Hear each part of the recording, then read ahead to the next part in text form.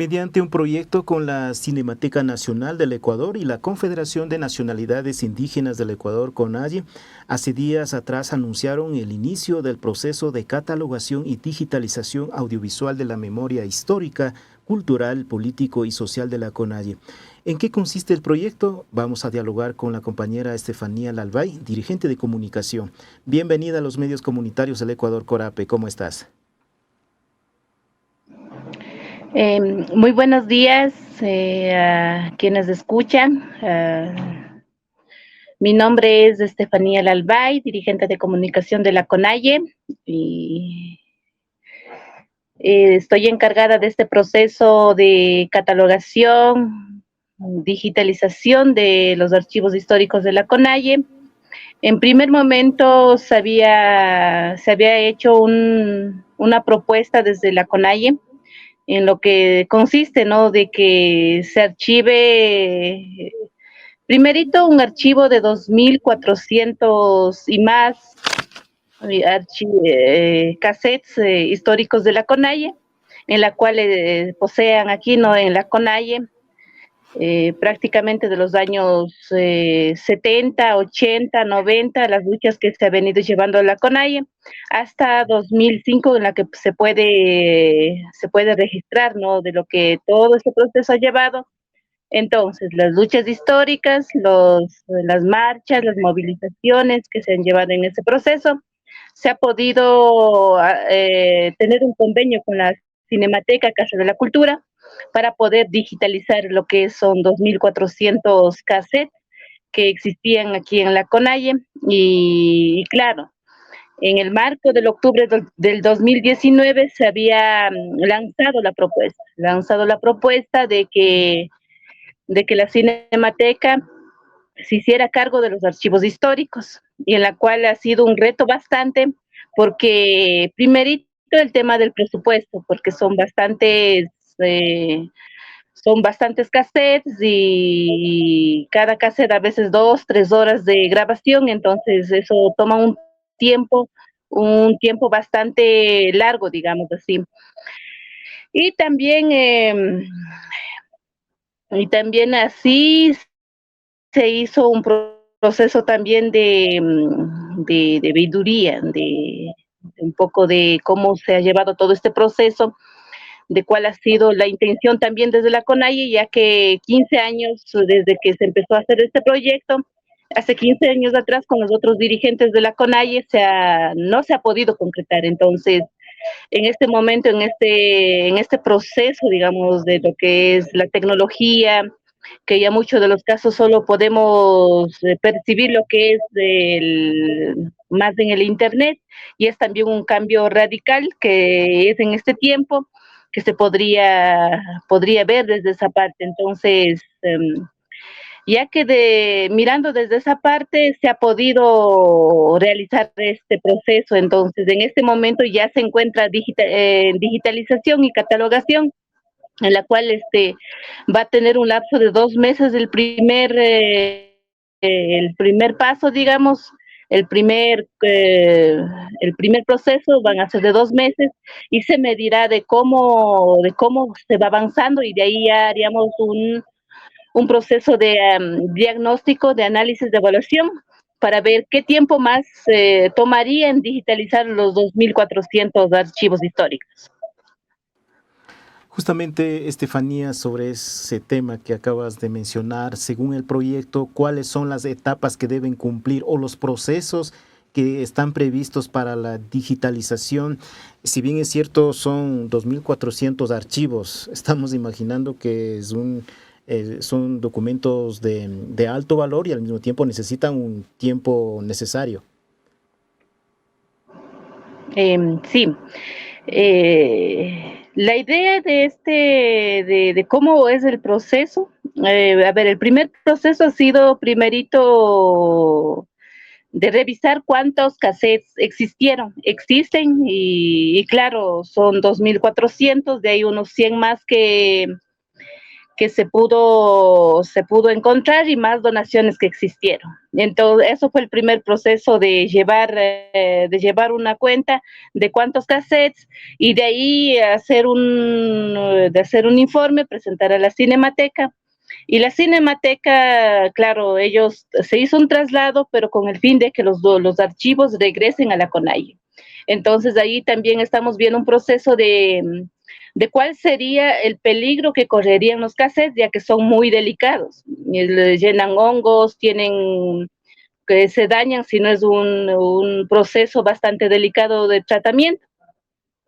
Entonces, si se regresaría a la CONAI tendría que tener un espacio climatizado a 40 grados, me parece, a 40 grados para que puedan durar los cassettes, porque fácilmente les puede llenar un hongo, puede polvos, entonces, y es un tratamiento bastante especial que se tiene que tener a los cassettes.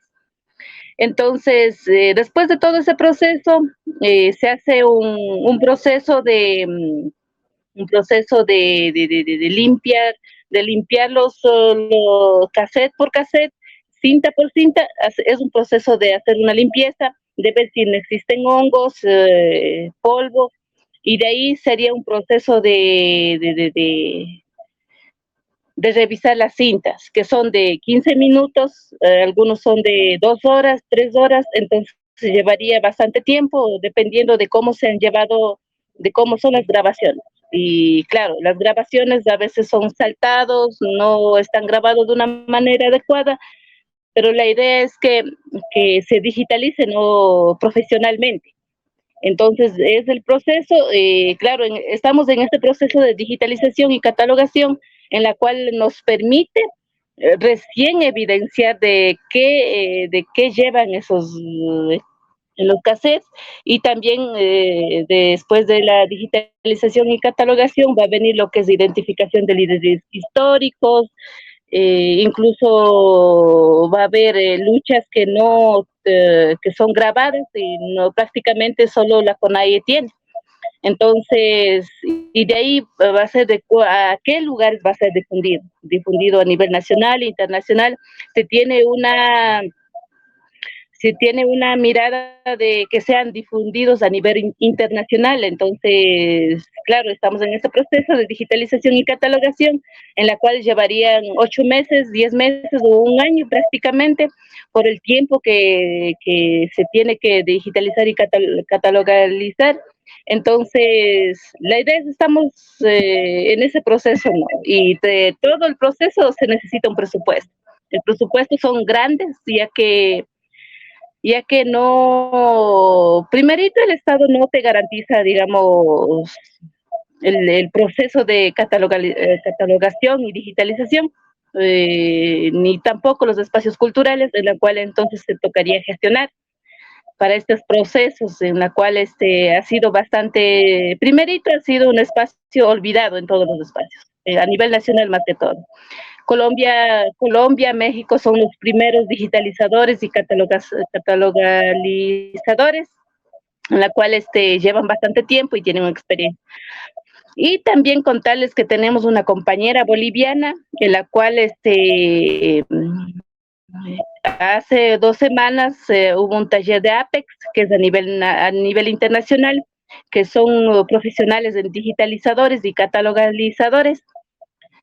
Entonces, es una cota de Apex que es bastante importante. La compañera tiene una trayectoria bastante especial, y asimismo tenemos nuestros compañeros que son compañeros indígenas y también compañeros mestizos que están en este proceso.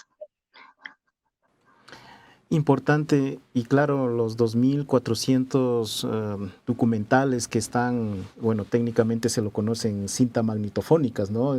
Es un trabajo gigantesco que se requiere tiempo y recursos. ¿Y quiénes van a estar acompañando este proceso de digitalización durante el tiempo que han establecido en el proyecto? A ver, desde el primer momento se ha llevado, ¿no? El compañero presidente Leonidas ha sido quien ha ha propuesto esta parte de digitalización y catalogación.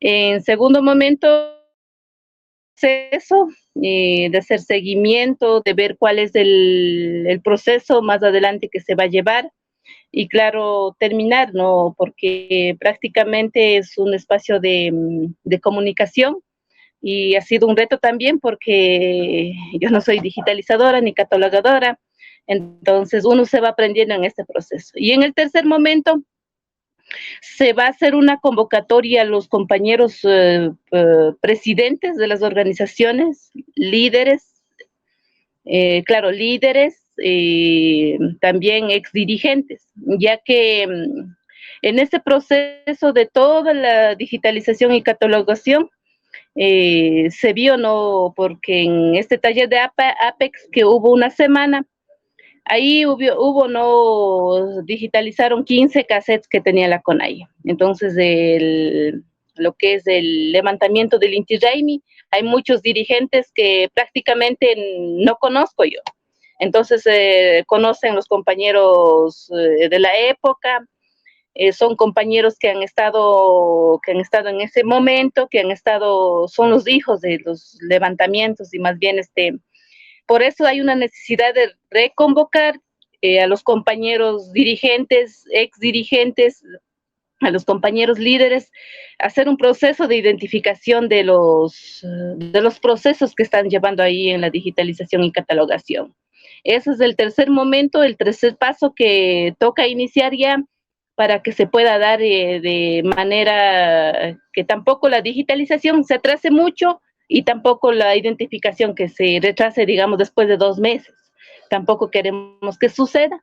Y el cuarto paso es el 50% de digitalizado, se haga un proceso de digitalizar, de mostrar en las provincias, en las organizaciones, digamos, las luchas que se llevaron en Chimborazo, el levantamiento de 1992 que inició por el agua, por el tierra, desde la Amazonía, que lideraron, ¿no? En ese tiempo, en la cual también se llevó este proceso, ¿no? De los levantamientos que los hijos, que la juventud de ahora no hay un conocimiento. Entonces, sería un tercer proceso que se haría, ¿no? Poder visualizar en territorios y que se pueda llevar esta memoria. Y hasta ese entonces ya tendríamos el 50% digitalizado ya. Bien, entonces va a ser un trabajo muy intenso, interesante a la vez y va a generar mucha expectativa, principalmente en las organizaciones, federaciones de bases que tiene la CONAIE en las 3 regionales. Ahora, los temas que ustedes han podido observar ya y creen que se va a recopilar, se va a digitalizar en este proceso, ¿cuáles son los de manera general? Bueno, se conoce la historia de los procesos de lucha principalmente, pero detrás de todo aquello, ¿qué otros elementos existen y se puede resaltar, Estefanía? Ya. Lo que se ha podido ver ya en las digitalizaciones y también en los nombres que habían en orden aleatorio, que hay un proceso, no, incluso con la coyuntura, digamos, el proceso de Pachacuti, el proceso de cómo se llevaban las asambleas, incluso volver a reivindicar el proceso de Pachacuti sería importantísimo porque en uno de los cassettes hay, digamos, la primera asamblea de Pachacuti. Entonces, para poder reivindicar, para poder volver a la historia, para que se pueda tomar el rumbo, lo que era Pachacuti.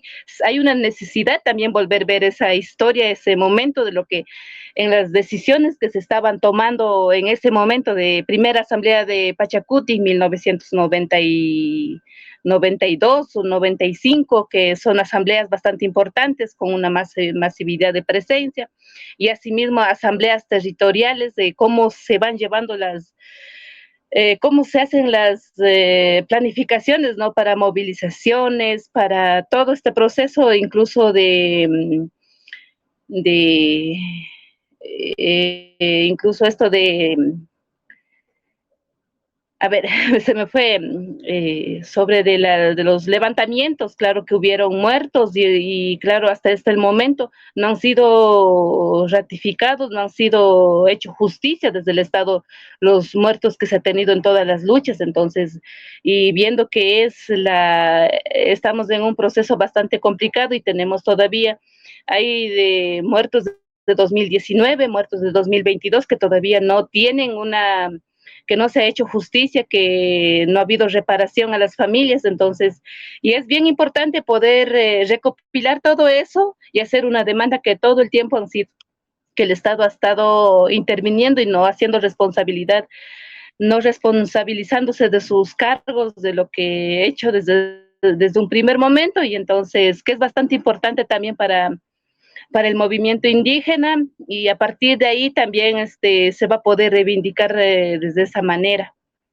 Y claro, muchos de los procesos no están en la historia, digamos, no están identificados en la historia del Ecuador, más que todo, y me parece lógico y estratégico que a partir de ahí se podría llevar muchos procesos. Y claro, y el movimiento indígena ha sido siempre histórico porque en todas las luchas han reivindicado. Sí, en efecto es eso y yo estoy recordando también el tema de proceso de educación intercultural bilingüe como una de las herramientas de lucha que tuvo el movimiento indígena desde hace mucho tiempo y aún continúa. Salud intercultural, justicia indígena, entre otros. Serán temas que seguro que descubrirán aquí y necesariamente luego serán difundidos, como ha mencionado Estefanía Lalbay. Te agradezco mucho por su participación. Estefanía Lalbay, como inicialmente mencionó, ella es dirigente de comunicación de la Confederación de Nacionalidades Indígenas del Ecuador, CONAIE. Nos ha mencionado de este proyecto importante que seguramente nuestra audiencia nos tendrán con mucha expectativa y pronto tendrán estos materiales en los territorios como ha anunciado. Así es que un abrazo y hasta pronto.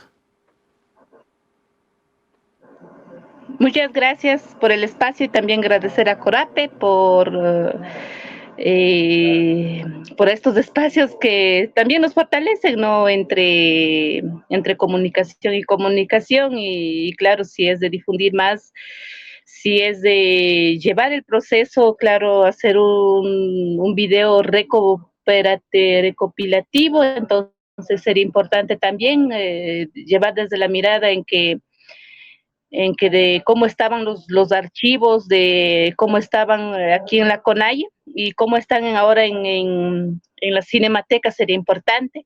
Y más bien agradecer a la audiencia que también es importante, ¿no? Que volvamos a mirar la historia desde un inicio, desde un principio y que siempre el movimiento indígena, claro, vamos a tratar de que se digitalicen todito los 2.400. Esa es la meta. Muy bien, nuevamente muchas gracias y un abrazo a la distancia. Muchas gracias. De esta manera nosotros hemos conocido a través de esta entrevista el trabajo que está realizando la CONAIE, como es la digitalización y catalogación de la memoria histórica de la organización del movimiento indígena, que es muy representativo en el país.